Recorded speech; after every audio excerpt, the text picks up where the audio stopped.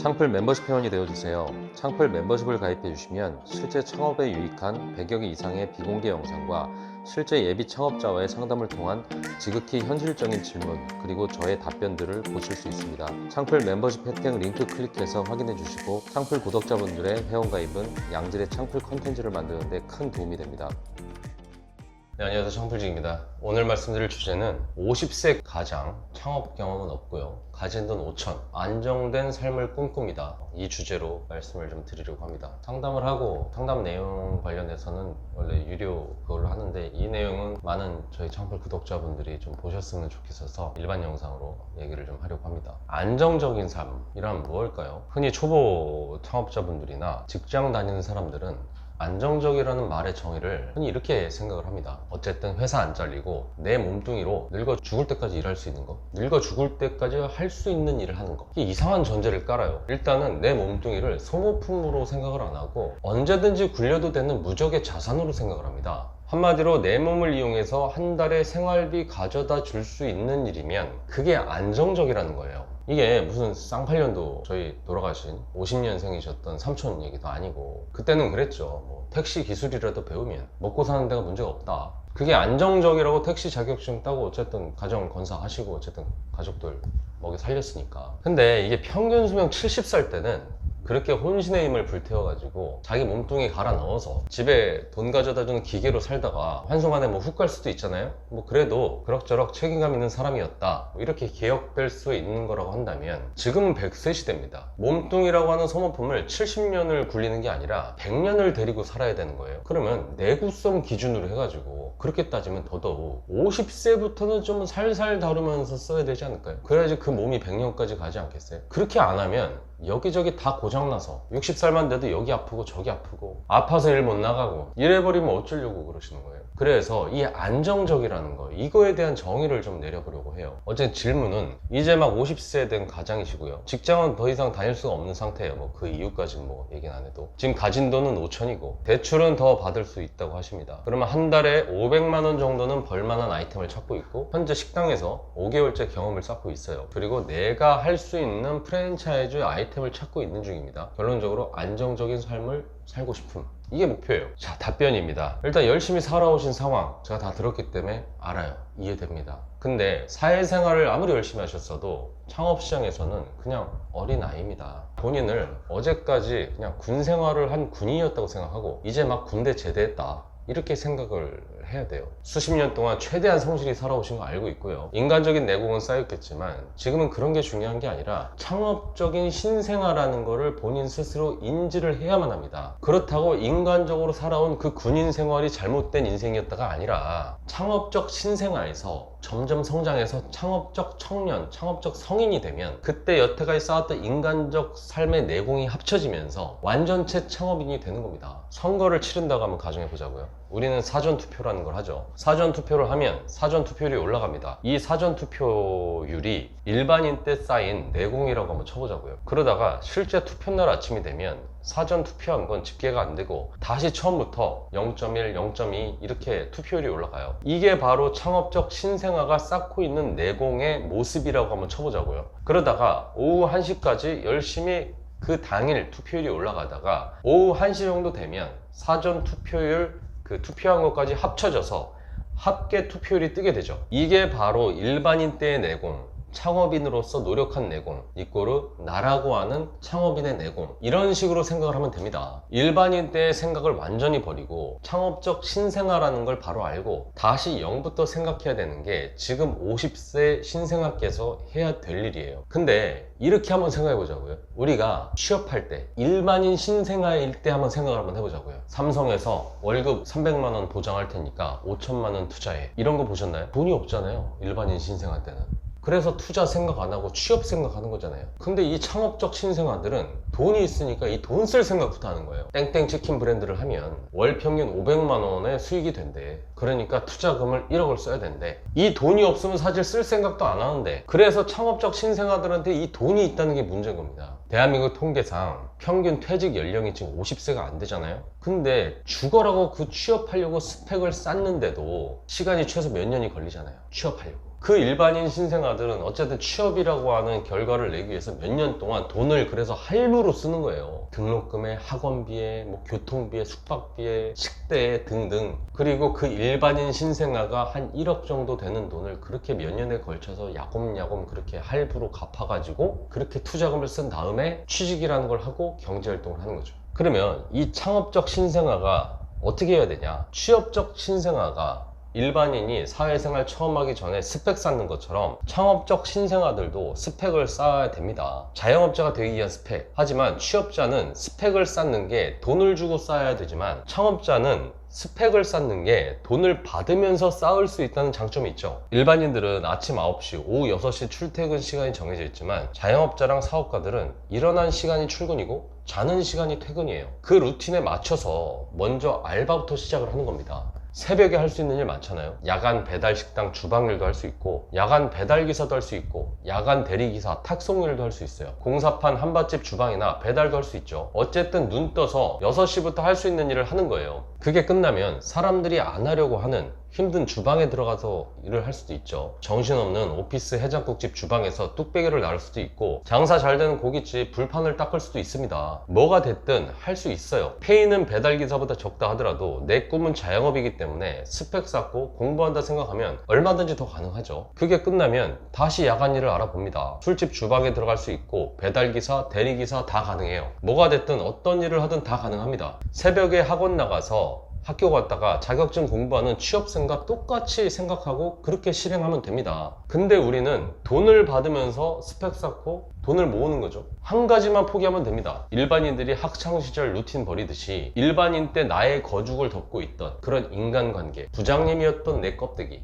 나를 윗사람이라고 봐주고 나를 친구라고 봐줬던 사람들, 이 사람들 다 버려야 돼요. 그리고 나를 완전 초짜, 어줍잖은 애송이, 그걸로 보는 그 창업인들 그 틈바구니에 있어야 됩니다. 그렇게 살면 돈 쓸 곳도 없고 돈 쓸 시간도 없고 창업 비용이 모입니다. 가지고 있던 지금 5천만 원 그거 안 건드려도 돼요. 그 돈은 창업적 신생아가 아니라 창업적 청년이 됐을 때 그때 꺼냈으면 됩니다. 그렇게 살면은 프랜차이즈 한다고 1억 써서 500 가져가는 걸 1억을 안 써도 500 가져갈 수 있는 삶이 돼요. 프랜차이즈 선택해서 돈 써서 오픈해가지고 문 닫고 집에 가서 잘 때까지 아침까지 그렇게 밤까지 일하나, 혼자서 스스로 창업인이 됐다고 해서 새벽부터 밤까지 일하나, 일하는 건 똑같은데 아무것도 모르는 상태에서 프랜차이즈를 하면 엄마 품에서 모든 걸 엄마가 하라는 대로 유학 가고 취직까지 해서 자기 스스로는 아무것도 못하는 그렇게 성장을 한 일부 강남 머저리가 될 수가 있는 거죠. 프랜차이즈는 최소 창업의 맥을 알고 있어야 고를 수도 있고요, 이용할 수도 있고, 그렇게 스스로 돈을 벌 수 있는 투자형 창업 도구들인데, 창업적 신생아가 하게 되면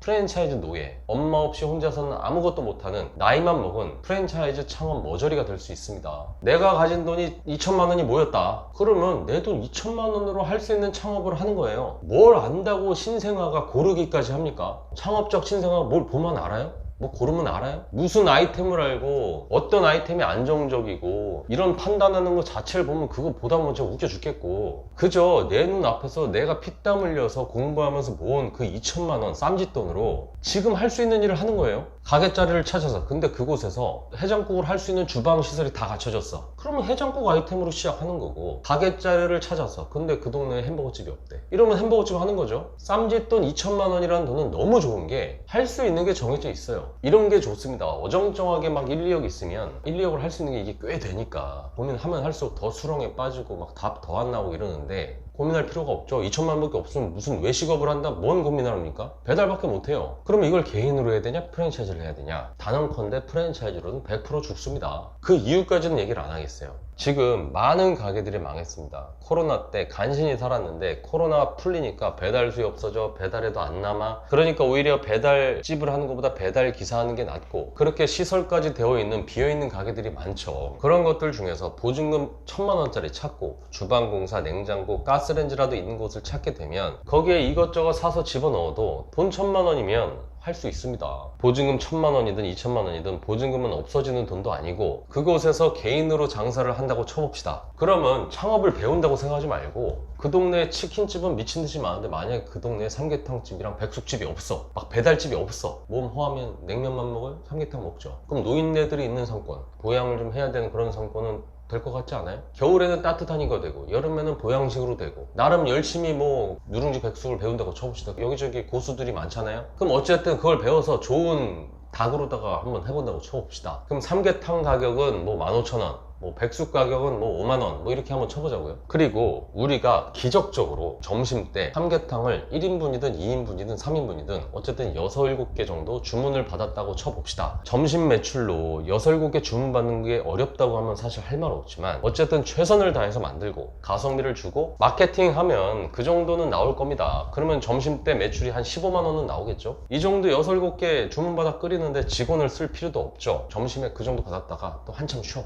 그랬다가 저녁에 백숙 주문을 5개 받는다고 쳐요. 그럼 5만원짜리가 5개면 25만원 아니에요? 그럼 점심 때 한 번, 저녁 때 한 번. 그럼 하루에 혼자서 40만원이라는 매출이 나온 거잖아요. 그럼 한 달 매출이 1200만원이 되는 겁니다. 근데 중요한 건 이걸 프랜차이즈로 하게 되면 원가가 35%, 40%가 되는데 내가 스스로 하게 되면은 20%만 끝날 수가 있잖아요. 많이 써도 25%. 그러면 원가가 뭐 20%면 240이고 25%면 뭐 300만원이면 되겠죠. 그럼 배달 관련 비용을 한 30%뚝 떼가지고 한 달에 360만원을 대행료든 뭐 깃발료든 이런 거 빠진다고 쳐보자고요. 그러면 1200만원에서 절반 정도인 600만원 남게 되고요. 월세와 관리비만 돈백 정도 빼고 나면 계산상으로 자기 수중에 500이 남는 거예요. 뭐 이것저것 뭐 기술적인 비용 이런 거 따지지 말고, 근데 만약에 내가 찹쌀밥도 서비스로 주고 인삼주도 주고 반찬도 아침에 어쨌든 정성스럽게 좀 해서 서비스도 주고 기적적으로 매출이 40만원이 아니라 60만원, 70만원 되면 어떻게 할 거예요? 그러면 그게 안정적이? 그렇다고 그게 떼돈을 벌까요? 기적적으로 그렇게 된다 해도 그런 삶을 계속 할 수는 없을 겁니다. 근데 대신에 안정적이란 게 뭔지를 알게 될 거예요. 배달이 나쁘고 홀이 좋다 뭐 이런 얘기를 하는 게 아니고, 배달이 왜 나쁩니까? 지금 당장 창업적 신생아라면 배달 그 자체만으로도 공부도 되고 돈도 벌어요. 단 개인으로 했을 때 배달이 돈을 못 버는 이유는 명확하잖아요. 고정비가 많이 들어가면 못 버는 겁니다. 배달 관련한 비용은 뭐 전체 매출의 뭐 30% 이렇게 정해져 있잖아요. 그러면 나머지 70% 남은 거에서 원가 빠지고 인건비 빠지고 임대료 빠지고 남는 돈을 찌꺼기 내가 가져가는 건데, 원가가 40%, 인건비 20%, 임대료가 10% 이렇게 되면 배달 비용 30% 빼게 되면 나한테 남는 돈은 빵인 거예요. 근데 원가가 40%가 아니라 20%, 인건비는 사람 쓰지 않으니까 0%, 임대료가 5% 이렇게 되면 배달 비용 30%, 기타 비용 25% 합쳐지면 55%가 고정비고 나머지 45%가 내 수익이 되는 겁니다. 근데 프랜차이즈를 하면 원가가 40%가 되고 프랜차이즈를 하면 매출이 높아져야지만 수익이 남으니까 매출이 높아야 되고, 매출이 높아야지 프랜차이즈 본사도 공급 품목이 더 늘어나니까 돈을 벌 거 아니에요? 그러려면 깃발도 더 꼽아야 되고 그 매출을 감당하려면 나 혼자 못하니까 직원을 쓰게 되죠. 이러니까 죽는 겁니다. 그래서 자꾸 개인집을 하라는 거고, 단가 높은 거, 밀가루 장사, 물 장사 이런 마진 좋은 거 하라는 거예요. 그래서 면 요리도 얘기를 하는 겁니다. 밀가루 장사 뭐 9,000원, 1만원 짬뽕 한 그릇 원가 2,000원이면 되잖아요. 퀄리티를 좋게 해도 말이죠. 근데 이거를 프랜차이즈로 하면 원가가 4,000원이 되는 거죠. 이러면 안 되니까 개인으로 배워서 차리라는 겁니다. 원가 20%면 프랜차이즈 퀄리티가 나오니까 계란 후라이라도 하나 줄 수 있고 뭐 짜장밥 이런 것도 미니로 서비스도 줄 수 있죠. 짬뽕이든 우동이든 칼국수든. 근데 짬뽕이나 라멘 이런 것들이 왠지 면 중에서는 비싼 느낌이 나잖아요. 칼국수 만원, 잔치국수 만원 이러면은 되게 비싸게 느껴지잖아요. 근데 짬뽕은 만원 이래도 뭔가 좀 적당히 보이고 착시 효과가 있단 말이에요. 그런 걸로 하라는 겁니다. 백숙이든 짬뽕이든 우동이든 라멘이든. 근데 그렇게 시행착오는 있겠지만 적어도 망하진 않죠. 어떻게 망합니까? 월세 싸고 원가 싸고 내 몸으로 일하는데 망하기도 힘들어요. 그러면 아까 얘기한 것처럼 기적적으로 저녁에 백숙이 5개가 아니라 10개가 팔린다고 한번 쳐보자고요. 그러면 매출이 40만원이 아니라 70만원이 나온다고 쳐봅시다. 그러면 한 달에 나 혼자 일하고 원가 20%에 임대료 100만원 이하라면 한 달 매출이 2,100만원. 그럼 최소 40% 남는 거죠. 그러면 계산상 세전 800만원이 떨어지는 겁니다. 그러면 한번 생각해 보자고요. 800만원이 수익이 되는 가게잖아요. 300만원 주고 저녁에 직원 쓸 수 있잖아요. 내 일을 대신해줄 사람을 쓴다고 하면 쳐보자고요. 그러면 내 수익은 800이 아니라 500이 되는 거죠. 그러면 저녁에 내 몸뚱이 안 쓰고 워라밸이 생기게 되는 겁니다. 그러면 저녁 직원이 잘하니까 그냥 월급을 400만원 준다고 쳐봅시다. 그럼 점심 저녁 400만원 주고 네가 해. 이러면 나는 자유로워지잖아요. 이게 극단적처럼 보이지만 계산상 그런 거예요. 결국 내 몸뚱이를 안 쓰고 수익이 돼야지 이게 안정적이라는 겁니다. 50이 넘어서도 내 몸 써서 수익을 얻는 거를 안정적이라고 생각하는 이런 일반적인 생각을 버려야 돼요. 왜 사람들이 건물주가 되고 싶어서 환장합니까? 한 달에 일어나고 꼬박꼬박 200이든 300이든 그런